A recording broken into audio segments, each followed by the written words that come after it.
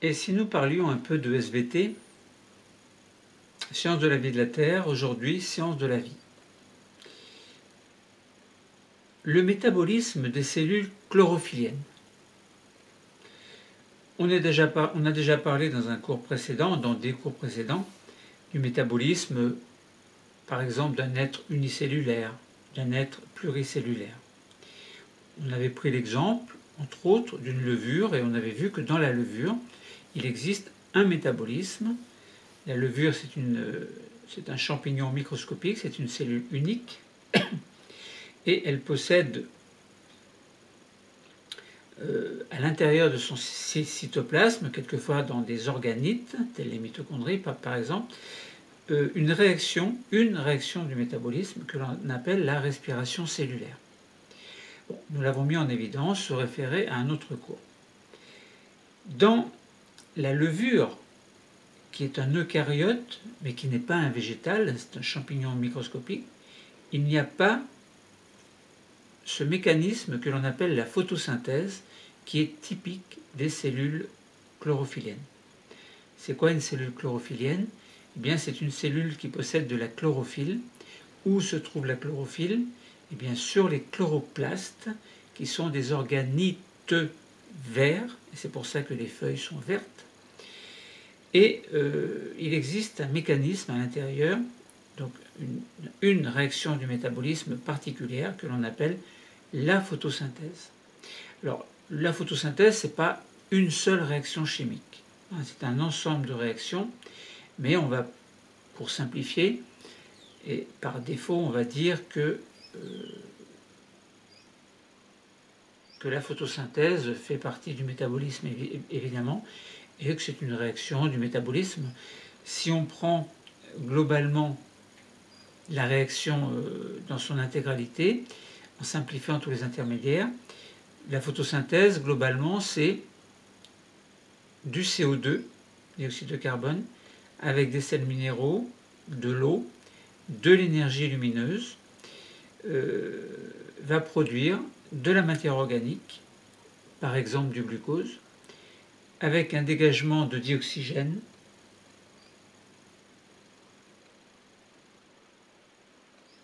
J'ai mon iPhone qui parle tout seul. C'est la fonction qu'on appelle Siri, alors ça s'est déclenché, je ne sais pas pourquoi. Alors j'espère que l'enregistrement se fait toujours. Alors, métabolisme des cellules chlorophylliennes, nous allons parler de la photosynthèse, mais en quoi consiste la photosynthèse? Qu'est-ce qui distingue le métabolisme des cellules chlorophylliennes des autres métabolismes des cellules qui ne sont pas chlorophylliennes? Alors, cellules qui ne sont pas chlorophylliennes, il y a au sein d'une plante, il existe des cellules qui ne sont pas chlorophylliennes, qui ont un autre rôle. Mais si on prend les mammifères, par exemple, donc nous, on a des cellules. Toutes les cellules produisent un ensemble de réactions chimiques qui s'appelle le métabolisme propre à chaque cellule. Et d'une cellule à l'autre, notamment d'une cellule spécialisée à une autre cellule spécialisée, les métabolismes ne sont pas les mêmes. Alors il peut exister des réactions semblables, notamment la respiration cellulaire, c'est-à-dire l'oxydation du glucose par le dioxygène qui va produire de l'énergie. Et étant donné que toutes les cellules ont besoin d'énergie pour vivre, il est évident et nécessaire que globalement l'ensemble des cellules produisent de l'énergie grâce à la respiration cellulaire. Bon, revenons à notre problème, en quoi consiste la photosynthèse, et là on va s'appuyer sur une partie des réactions du métabolisme qui a lieu dans les cellules chlorophylliennes. Essayons de mettre en évidence la production d'amidon dans les cellules chlorophylliennes. Alors, c'est quoi l'amidon? L'amidon, c'est un peu le glycogène des mammifères. Par exemple, dans notre foie, il y a du glycogène. Le glycogène, c'est une réserve globalement de glucose, puisque c'est une macromolécule polymérisée avec du glucose. Donc, c'est-à-dire que le glycogène, c'est du glucose, mais la particule élémentaire du glycogène, c'est le glucose, et il y en a énormément dans une molécule de glycogène.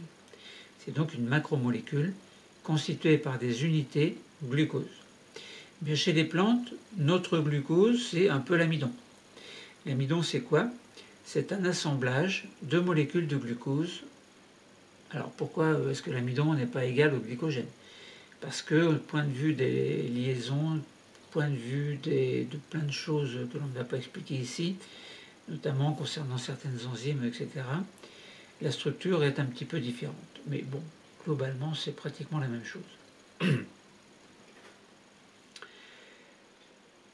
Donc, à l'échelle cellulaire, donc à l'échelle d'une cellule chlorophyllienne, donc une cellule de feuilles, par exemple, il n'y a pas que de la chlorophylle dans les feuilles. Si on prend des organismes unicellulaires que l'on appelle des eugènes, ce sont des algues unicellulaires, il y a une photosynthèse qui existe à l'échelle cellulaire, mais la cellule, dans ce cas-là, n'est pas une feuille. Bon.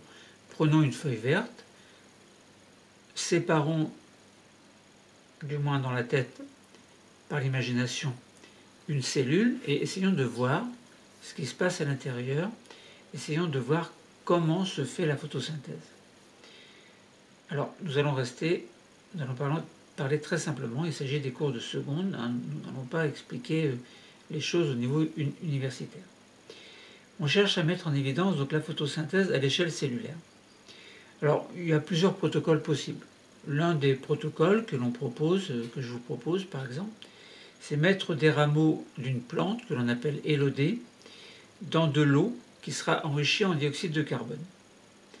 Alors, dioxyde de carbone, pourquoi du dioxyde de carbone? Parce que l'élodée est une plante plus ou moins aquatique et elle vit dans l'eau. Si elle vit dans l'eau, les feuilles vivent dans l'eau, les cellules ont besoin d'eau et ont besoin dans cette eau qu'il y ait beaucoup de CO2. Pourquoi? Parce que le CO2, le dioxyde de carbone, est la base de la production de la matière organique. Donc si on veut mettre en évidence par la photosynthèse la production de matière organique, c'est-à-dire d'amidon, eh bien il est nécessaire d'avoir du CO2 dans le milieu, dans l'eau dans laquelle il y aura les plantes. On répartit les rameaux en deux lots. On place un lot numéro 1 à l'obscurité et un lot numéro 2 à la lumière, et on laisse pendant 24 heures à peu près. Alors, tout à l'heure, on a dit pour la photosynthèse, il faut de la lumière. Entre autres, s'il n'y a pas de lumière, il n'y aura très certainement pas de photosynthèse. Donc on s'attend à ce que là où il y a de la lumière, la photosynthèse a lieu et la plante continue à vivre, et sans doute que de l'amidon va être produit, tandis qu'à l'obscurité, la photosynthèse n'existe plus, et dans ces conditions, on s'attend à ce qu'il n'y ait pas de production d'amidon. On réalise ensuite, alors on expose le lot numéro 2 à un éclairement optimal pendant plusieurs heures. Ça veut dire que le lot numéro 1, il est à l'obscurité, le lot numéro 2, on lui met vraiment de la lumière, il faut qu'il y en ait. Puis ensuite, on va réaliser deux préparations microscopiques, l'une avec un petit peu de rameaux de feuilles prélevés à partir du lot numéro 1 qui a été exposé, qui n'a pas eu de lumière. Et on fait la même chose, donc une préparation microscopique à partir du lot numéro 2, donc qui a été exposé à la lumière. On utilise une goutte d'eau iodée que l'on met sur la préparation. Pourquoi? Parce que l'eau iodée révèle l'amidon. L'eau iodée va prendre une couleur violacée en présence d'amidon. Si vous mettez par exemple de l'amidon, de l'eau iodée sur une pomme de terre, vous allez voir qu'elle devient très vite violette. Enfin là où du moins où il y a des gouttes d'eau iodée. Donc ça sous-entend que la pomme de terre possède de l'amidon. Alors, l'amidon est une molécule organique, donc constituée par l'assemblage d'un grand nombre d'unités de molécules de glucose. Et l'eau iodée, au départ, a une couleur claire jaune-orangée, et elle va prendre une couleur foncée, violacée, rougeâtre, s'il y a de l'amidon. Alors plus il y a d'amidon, plus la couleur sera foncée, évidemment. On regarde, on observe des cellules chlorophylliennes sur des feuilles qui ont été placées à l'obscurité.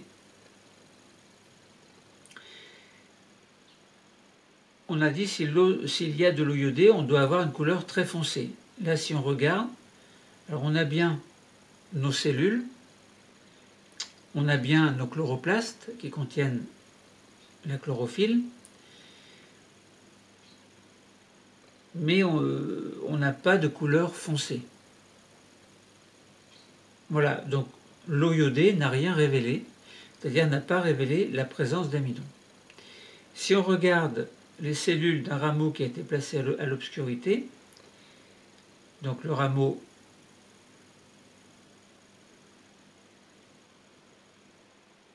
numéro 2, eh bien on s'aperçoit qu'il y a déjà d'une part beaucoup de chloroplastes. Alors on a l'impression qu'il y en a un petit peu plus, hein, maintenant c'est pas le critère que l'on recherche, s'il y en a plus ou moins. Mais en tout cas, il y a des zones très foncées, ça fait des espèces de petites choses ovales, des choses rondes, et bizarrement, ces couleurs foncées, qui sont révélées par l'amidon, en fait, par l'eau iodée, c'est de l'amidon, sont contenues à l'intérieur des chloroplastes. Donc, ça veut dire quoi? Ça veut dire qu'en présence de lumière, et à condition qu'il y ait du CO2 dans le milieu également, alors des sels minéraux aussi, de l'eau dans le cas de notre plante, eh bien, il y a eu production d'amidon. Donc, la photosynthèse s'est bien déroulée correctement. Ça veut dire qu'à partir du CO2 et en présence de lumière, il y a bien eu photosynthèse, c'est-à-dire production d'amidon. Là où il y a eu de l'obscurité, il n'y a pas eu de photosynthèse. Alors, on a toujours les chloroplastes, hein, si on les replace à la lumière, il y aura très certainement production d'amidon. Donc voilà, donc c'est une première chose, hein. On a dit en quoi consiste la photosynthèse. Eh bien, la photosynthèse consiste en la production de molécules d'amidon. Alors, ce ne serait pas que ça, mais on n'a pas mis en évidence. Ce que l'on sait, c'est qu'au cours de la photosynthèse, il y a aussi libération de dioxygène. Là, ça n'a pas été mis en évidence. Deuxièmement, on va essayer de suivre en continu le métabolisme des cellules chlorophyllènes pour voir un petit peu ce qui se passe. Alors, on va faire une alternance obscurité-lumière, obscurité. Alors, comme dans la nature, si on met une plante à l'obscurité, on a dit qu'il n'y aura pas de production d'amidon. Si on la met à la lumière, production d'amidon, réobscurité, pas de production d'amidon. Voilà, on peut se demander, dans la plante, l'amidon est dans les chloroplastes, mais est-ce que l'amidon va vraiment rester dans les chloroplastes ou plutôt être réparti ailleurs dans la cellule? On va opter pour la deuxième hypothèse, c'est-à-dire que très certainement l'amidon va être diffusé dans l'ensemble de la plante pour servir de réserve d'amidon et notamment puisque l'amidon c'est du glucose polymérisé, eh bien servir en fait que le glucose va pouvoir aussi être utilisé dans les plantes. Donc l'oxydation du glucose dans une plante va permettre aussi à la cellule de produire son énergie. Donc ça veut dire que la respiration cellulaire existe aussi chez les plantes, d'après ce que je vous dis. Maintenant, on a une activité pratique à faire. En quoi consiste cette activité? On veut suivre en continu le métabolisme des cellules chlorophyllènes. On a vu qu'il y avait production d'amidon. Maintenant, on sait qu'il faut du CO2, on sait qu'il faut de l'oxygène. Alors, si on raisonne par rapport au CO2, on se dit à l'obscurité, si la quantité d'amidon n'est pas formée, ça voudrait dire que la quantité de CO2, enfin si l'amidon n'est pas formé, n'est pas synthétisé, ça voudrait dire que le CO2 n'est pas utilisé, donc le CO2 devrait être constant à l'obscurité. À la lumière, on imagine que si le CO2 est produit, eh bien ça voudrait dire que, puisque ce CO2 est produit, si de l'amidon est produit, je veux dire, ça veut dire que puisque cet amidon est produit, à partir du CO2, ça voudrait dire que la quantité de CO2 doit diminuer dans le milieu. Et puis, quand on retourne à l'obscurité, plus d'amidon, la quantité de CO2 reste stable. Alors après, vous allez me dire, mais si c'est dans l'eau, au niveau de l'élodé, à ce moment-là, si l'élodé, quand il est de la lumière, prend tout le CO2, il n'y en aura plus après quand après l'obscurité, elle reviendra à la lumière. Bon, en général, il y a suffisamment de CO2 pour que ce phénomène ne se produise pas. Alors, pour réaliser le métabolisme de la photosynthèse, les cellules chlorophylliennes consomment du dioxyde de carbone et rejettent du dioxygène. Donc c'est ce que je vous ai dit tout à l'heure. Et quand il y a la photosynthèse, il y a aussi production d'amidon. Donc là, pour l'instant, on ne va pas s'occuper de l'amidon. On va simplement s'occuper du fait qu'à l'obscurité ou à la lumière, il y a production de dioxygène et utilisation de CO2 pour la photosynthèse.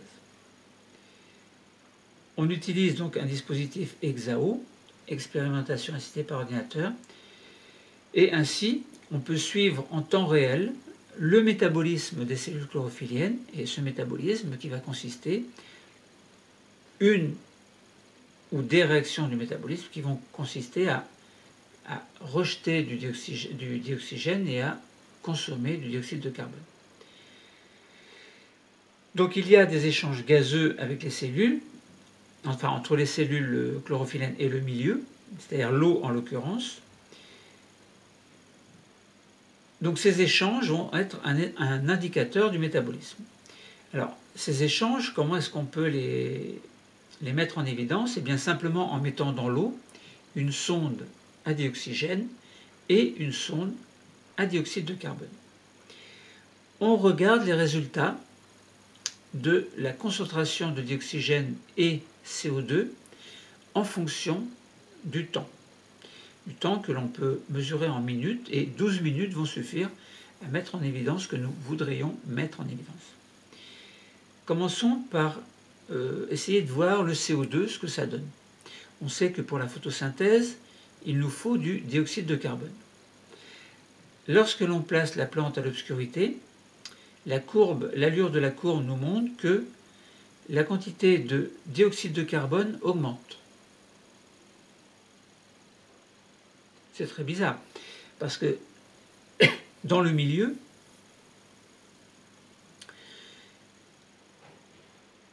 il n'y a pas de lumière. Or, le dioxyde de carbone est censé être utilisé pour la photosynthèse, pour produire de la matière organique. Or, le CO2 augmente. Donc, ça veut dire automatiquement qu'il n'est pas utilisé. Enfin, oui, il est utilisé, mais non, en fait, il n'est pas utilisé. S'il était utilisé, la quantité diminuerait. Voilà un peu le genre de raisonnement que vous pourriez avoir. Si vous voulez réfléchir, vous posez un problème, vous dites non, ce que je dis, ça ne va pas, et puis vous réfléchissez, vous dites ah bah oui, voilà, maintenant c'est comme ça que je comprends les choses.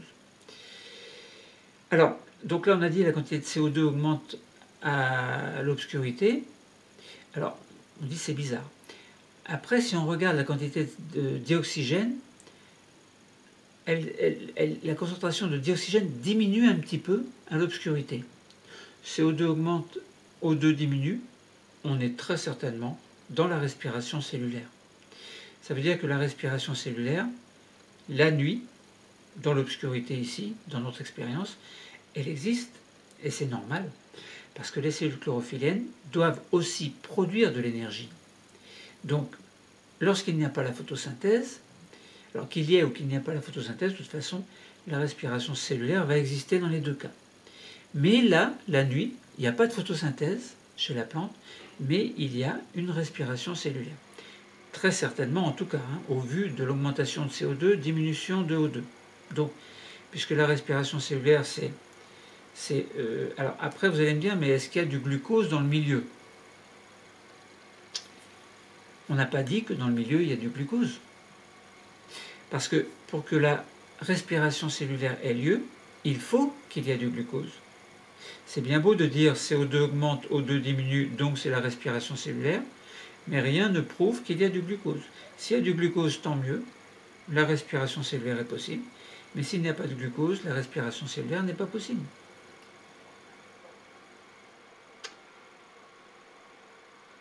Donc ce que l'on a fait, en fait, on imagine